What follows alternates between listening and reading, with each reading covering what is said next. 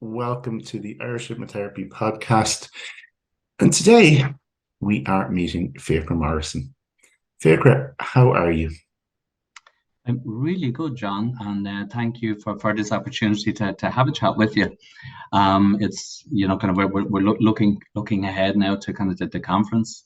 So it's something like having attended the very first Irish one last year, thanks to all the work that you did and all the team.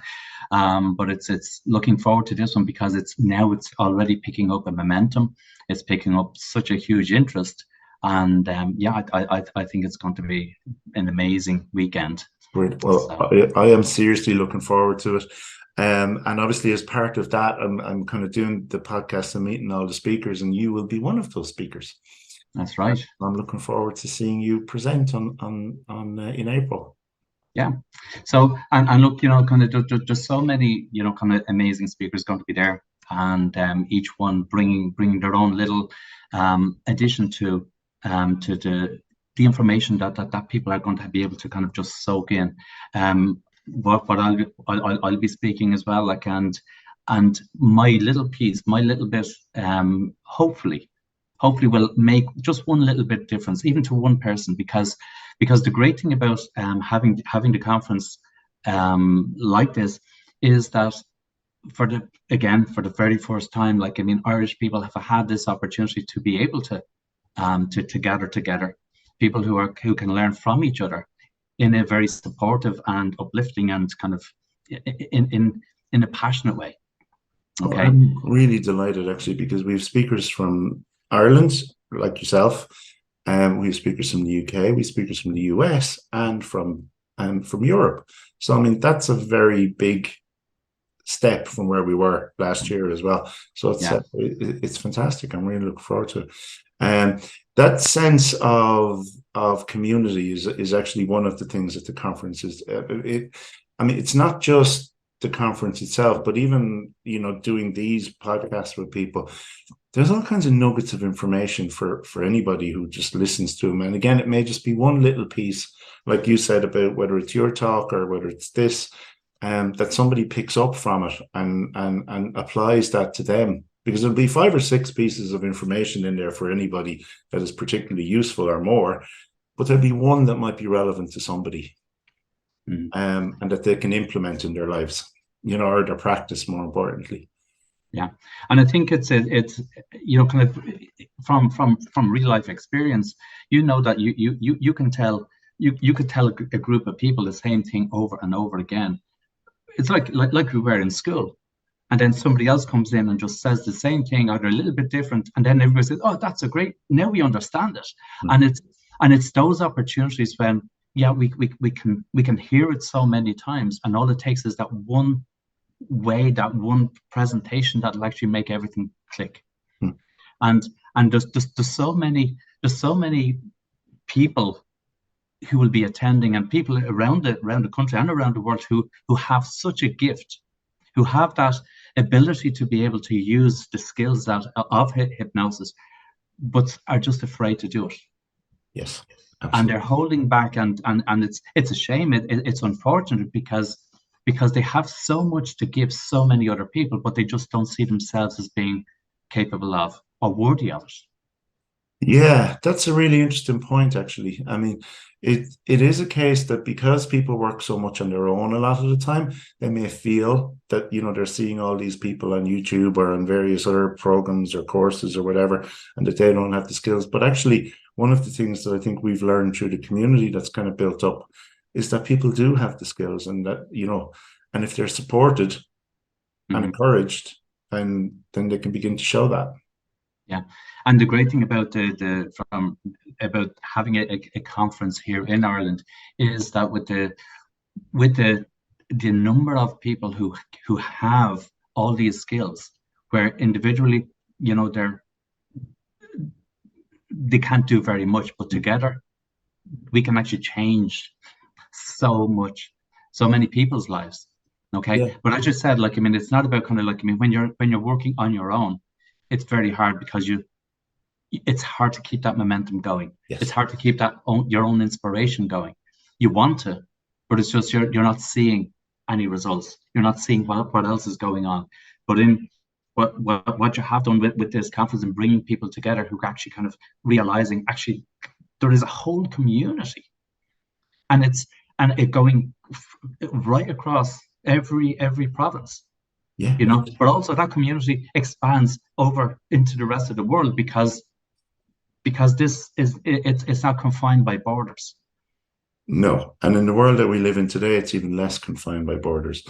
And the knowledge that is in America is here within a very short space of time, or the knowledge that is in the biggest leaders in the industry is actually freely available at a very short period of notice. But there is something about learning and coming together as a community and coming together as a collective. And, and I think that's probably the biggest thing about conferences is that, we could all stick in an online world, and learn online and meet online like a lot of conferences are these days. But I think there's a huge demand actually for people to come together just to network in that way and to meet their peers person to person, have a pint, have a meal, whatever it is, just have a conversation, even have a conversation as you're listening to a speaker making a presentation, so there is that whole thing of you're sharing points, you're sharing, and then you're realizing actually, I know a lot of this stuff myself. Yeah. No. And the thing is, we know so much, but it's actually bringing it all together. Yeah. And you're absolutely right. Having an online world is great up to a point, because we are, as humans, like we need interaction. And it's only in those conferences when we can take a step away from, like, while we're there to learn, but you're also able to take a step away and have those human interactions and those human relationships that can actually grow. And it's those that make us who we are. Yeah, absolutely. Absolutely. Fiachra, why did you choose hypnotherapy as a career? To be honest with you, I didn't want anything to do with hypnosis. Right. Okay. It was actually kind of I happened to fall into it because I was looking at the time to do a counselling course, and I did. But as part of that, it was a counselling and hypnotherapy. And while I was just going to ignore the hypnosis, like we started with counselling, and it was great, and we did our module. The second module was in hypnosis, and as soon as I started, it actually just blew my mind. It just opened up everything. It was almost like it's something that that's what I want. Right. But having done 3 years of a diploma between, kind of mixed between counselling and hypnotherapy, it was such a solid foundation and a solid understanding of how the two can actually interact so well together. Right. It's having an insight. It's not just kind of taking somebody and trying to fix them. It's actually knowing that there is something much deeper and there is much more going on. So since, at the time, it was like that. This was back in 2004 when I fully qualified, but it opened up a whole new, I suppose, kind of way of thinking, a whole new way of understanding. And it meant that even though I wasn't kind of always kind of dealing with clients, I was actually more so applying it to my own life. Right. And to other people, so that it just made life just that little bit easier, because while before you're so caught up and bogged down by all the rubbish and the stuff that we've grew up with, all the things that held us back, that in some ways you were actually able to move beyond them. There wasn't just a magic formula. It wasn't just something that you could actually just suddenly, my life is perfect. But it did give you that pathway to be able to deal with things in a much better way, in a different way. Right. And you said you hadn't planned on going down that road. You nothing to do. You weren't even going to use the. What was the view beforehand of hypnotherapy, say, versus post? Yeah, well, you just described the post, so it was more like the pre, if you like. Well, it was more so like kind of one. I thought it was a little bit like voodoo. I thought it was a little bit. Now I knew someone else who had actually kind of started a course in hypnosis, but but it was kind of like, keep that over there. That's nothing to do. Kind of like, I mean, and it was, and I don't know whether it was coming from my own personal kind of faith and beliefs that would actually kind of kept that, Mm-hmm. but it was also kind of, I didn't know anything about it. All right. Okay. I didn't like it. I didn't want it, but I didn't even understand it. Gotcha. So when we actually started, and it was kind of in that second module when I actually kind of got to learn a little bit, that was where that understanding then became, God, it's not what I thought it was. That's And it was really that opening up, it was that letting go, the kind of those old beliefs of, kind of, well, and they were fine, but like it was, they didn't make sense anymore. It's really interesting because, like we were talking about, and one of the objectives of the conference is, if you like, to demystify hypnosis, Mm. for the general public, because that still exists, and maybe not as much as it did, 20 years ago, but it does. It does still exist. So that's really interesting, and that is one of the more we talk about it, the more we explain it, the more this is freely available to anybody. And the more we point out, I mean, I've had conversations about research and how research can be, used as a tool to help people understand the effectiveness of hypnotherapy, and just to take away some of those fears that still exist today. And whether it's our background as a nation, or whether it's, for whatever reason, but there is still that little bit of fear that still exists. Not as much though. Yeah, we're getting there, and it's a slow moving process. Yeah. Because like when you consider kind of like, way back, like hypnosis was considered like a medical intervention. Yes, absolutely. And it was kind of, and it was reserved only for doctors. And then it has come, because like before ether was invented, they used hypnosis to help, so it has gone through cycles upon cycles, and now here we are, and it's still on the fringes. It's still kind of out there, where actually kind of the capacity, it actually has grown so much over these years through both the research and people who were actually applying it And that's what I was and going to getting the ask you, yeah. results. Because you and your wife Caitriona, who you're in business with, Yeah. you have a practice that has been operational for 20 years. So obviously you'll have dealt with a huge amount of clients who are then going out and telling, where appropriate, look, hypnosis has just helped me change my life. Yeah. And there's another form of evidence within that just in itself. In fact, it is the best because it's personal. Yeah. And it's when people can actually kind of relate to other people. Like, I mean, if you see a film, if you go to a restaurant, and we've no problem kind of spreading that. But so like in these days, like, I mean, what we can do is just give people the very best that we can in yes. resolving their problems, helping them, so that they can then go off and again spread that word. And just do you still use any of the counselling approach, or is it all hypnotherapy at this stage? Well, it's obviously kind of like, kind of, you can't just use hypnosis, because like all of us, we have our own life experiences, we have our directions, and that's the great thing about hypnosis. It's not the very same for everybody. Yes. Even people who go to the same training school will come out and do it very differently. Yes.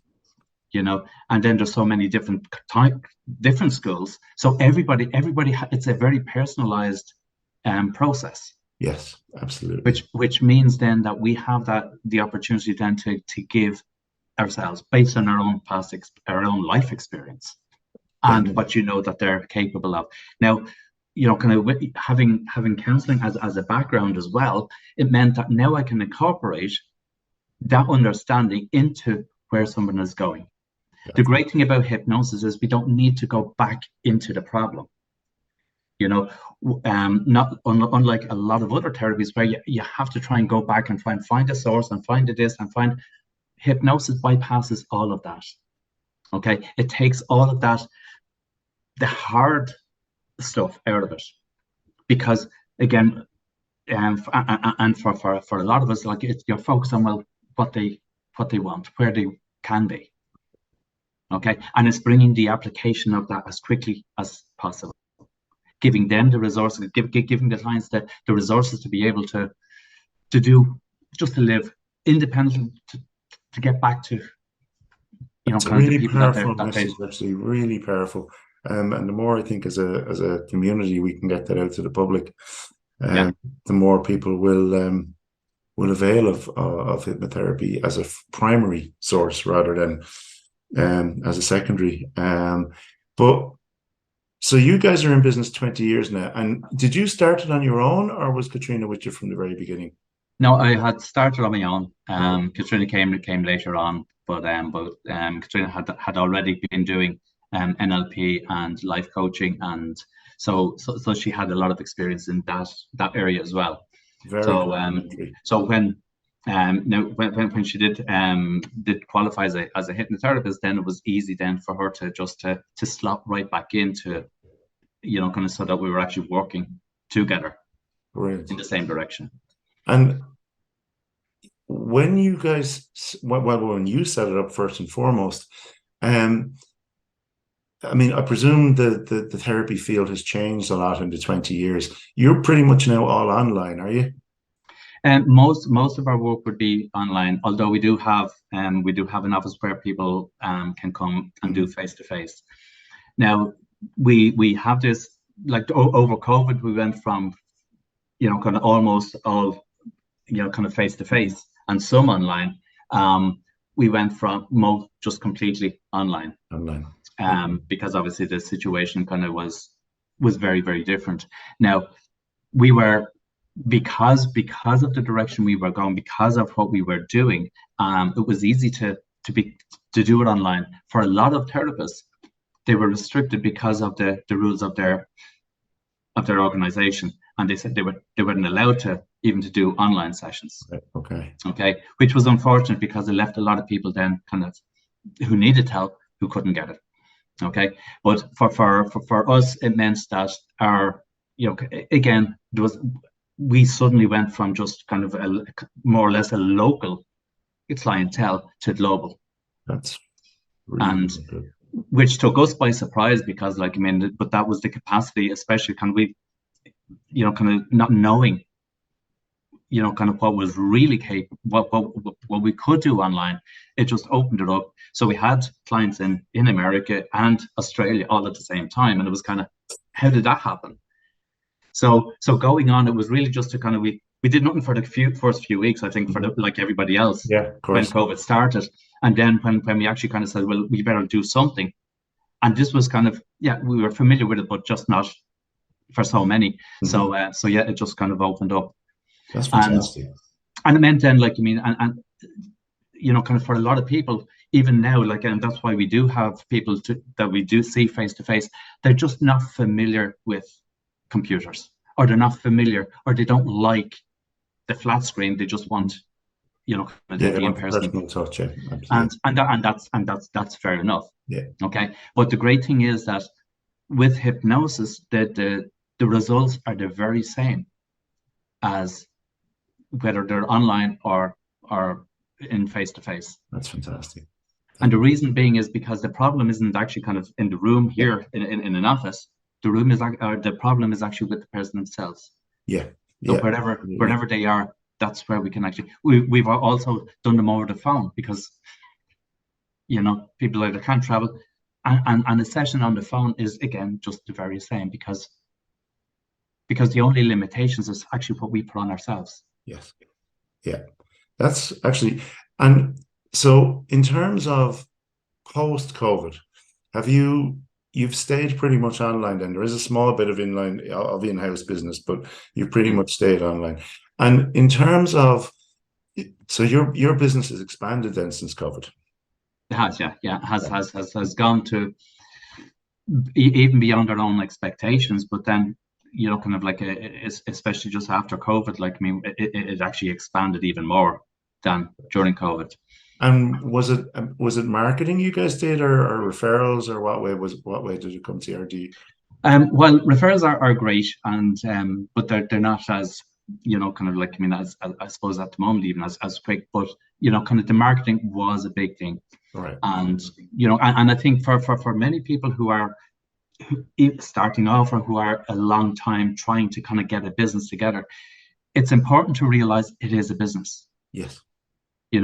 If you're only going to, let's say, try it out or put a little bit of money into it, it is a business, and you need to get money back out of it. You need to actually kind of make commitments and put money into it. It is like any other business. You're not just going to set up and people will come to you. You have to put yourself out there. You have to get your name out there. You have to get, whether it's on, kind of like Facebook, Google, YouTube, whatever. There's so many ways of actually getting out there, but you have to be patient as well. Because just because you put ads out, you may not get the right audience, you may not get the right people. It's just being consistent. Really glad you raised that, because I mean, it's something that a lot of therapists resist, actually. And I had a conversation with somebody recently, and it's not about not focusing on your skills, because you obviously need, that's a given. You have to have those skills. But we also then need to promote ourselves, because, nobody knows that we exist otherwise, to a large degree. Your community is much smaller. And I think I've seen you promote yourself as an Irish family-owned business. Now, is your in-house marketing, you have an in-house marketing, is that right? We do, yeah. Our son. There you go. There's the family piece. He's that missing link. There you go. Because to be honest, like, I mean, no matter how good your skills are, no matter how brilliant you are, if nobody knows you're there, you're useless. Absolutely. You're not going to. You're wasted. Yeah. Okay. And it's when now I like just have a group and black and white televisions and dial phones and the likes, all this technology was way over my head. So, but like our son kind of took on that area, that IT, and it was him and his inspiration and his drive as well. Like, I mean, that actually kind of got us to the level that we are now. And it's a perfect combination of, you're good at what you're doing, he's good at what he's doing, and the two together is makes such a difference. But what really is important is, if you're going to do everything on your own, you have to sacrifice something.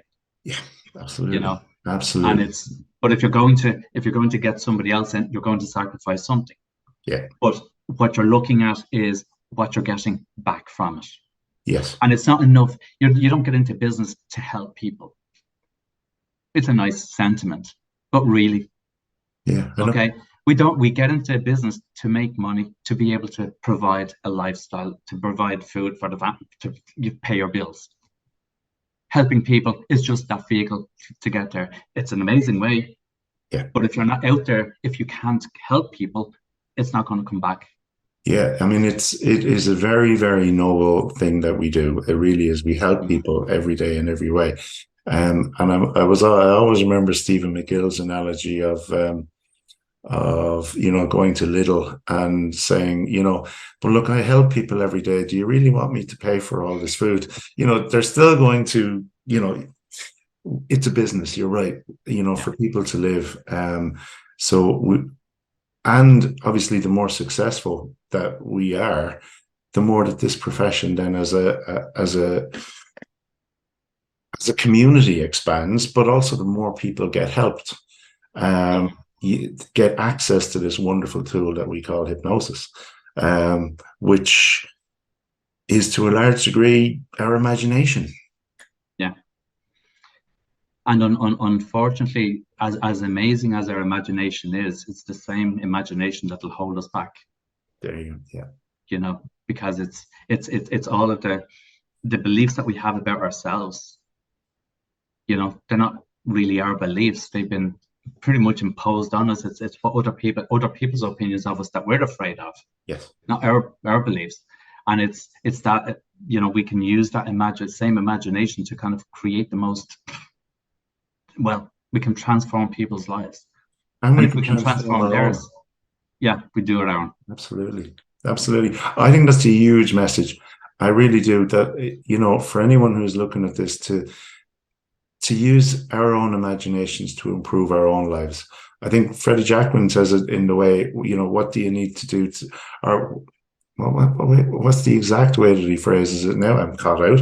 But when you love yourself enough to give yourself the life that you deserve, and it is a case of using your imagination to create that life.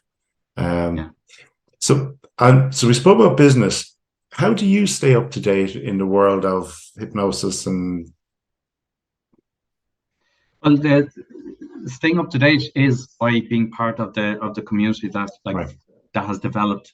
But also kind of like, I mean, just so many of the trainers out there who are, you know, kind of where you can do courses, where you can find out more, where you're actually interacting with the trainers themselves. And I think it's having that freedom to be able to now back a number of years ago where you didn't have that, it was much more restrictive.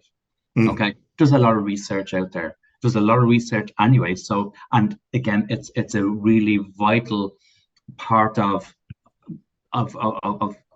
research, because when you understand what else is going on, you know, from that research, at least then you can pass it on, and it also kind of, I suppose, confirms what you're doing actually is a viable, and it works, and it's, but also kind of there's no end to it. There is no restrictions on it, because we're only at the early stages of what hypnosis really can do. Yeah.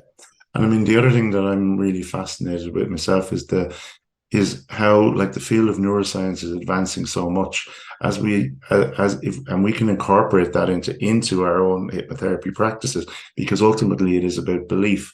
And the more we know about how the mind works or the brain works, the more we can help people to change the way they believe about themselves. Because there's always new tools and techniques that are beneficial. And not every tool that we learn or technique we learn is going to be right for us. But, you know, it's important that we continue to evolve. So what does hypnosis mean for you, Fiachra?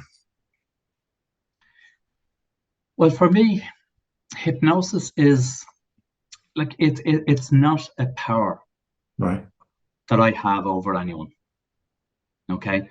The real hypnosis is actually kind of it's a natural phenomenon in all of us. It's you know, and I don't think that even therapists, even hypnotists know what it is.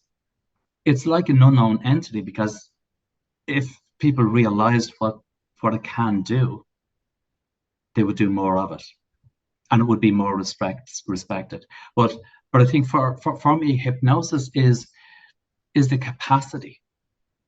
It's our own capacity, our innate capacity for excellence.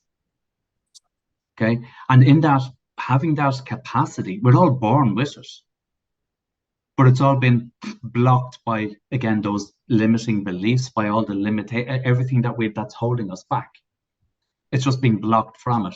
And I think, you know, kind of in the work that I do, it's about kind of taking people from that by reducing and letting go all of those limiting beliefs. It gives them then that sense of that capacity. Now that will continue on, like, once people know what they actually can be. And that's where the hypnosis is. It's in that understanding that they are much more than they are now. And in your own life, I mean, you've basically said that, you know, applying hypnosis to yourself has basically allowed you to pretty much live the life that you're living right now, that you want to be living. Do you practice self-hypnosis just out of? I had the conversation. Yeah, self-hypnosis it's almost like part of your normal day. It doesn't have to be kind of like a ritual where you have to sit down, and you can do you can do self-hypnosis while you're walking, while you're driving, although not with your eyes closed, obviously. But I think in that, when you can understand that hypnosis is not something that you have to do, it's something that you really are. It's just letting go. Okay, Love that. I absolutely just love that last sentence. It's not something that you have to do with something that you are, and just let it go. Just be it. And it's being able to tap into just that resource where, again, our conscious mind gets focused on the problems when your capacity is so much more than that. Yeah, I love that. It's only a barrier because you don't know what you're capable of. And in April, you will be speaking at the conference. Yeah. Do you want to just give a brief synopsis of? Well, the title of what I'll be speaking about is actually the power of the imagination. Okay, and it's really kind of over these last few years where actually I've had really those practical applications of what I've actually learned. Because as I said at the start, like, I mean, yeah, it's our imagination is there. It's neither good nor bad. It's just how we use it. We can use it to focus on the doom, the gloom, all the problems, all the limitations, or we can use it to actually kind of to create the most amazing experiences. It doesn't mean your life is going to be perfect, but it does mean that you can actually rise above all the insignificant things in life that, kind of that catch us. But it does, and kind of, and Nelson Mandela had kind of for 25 years in prison.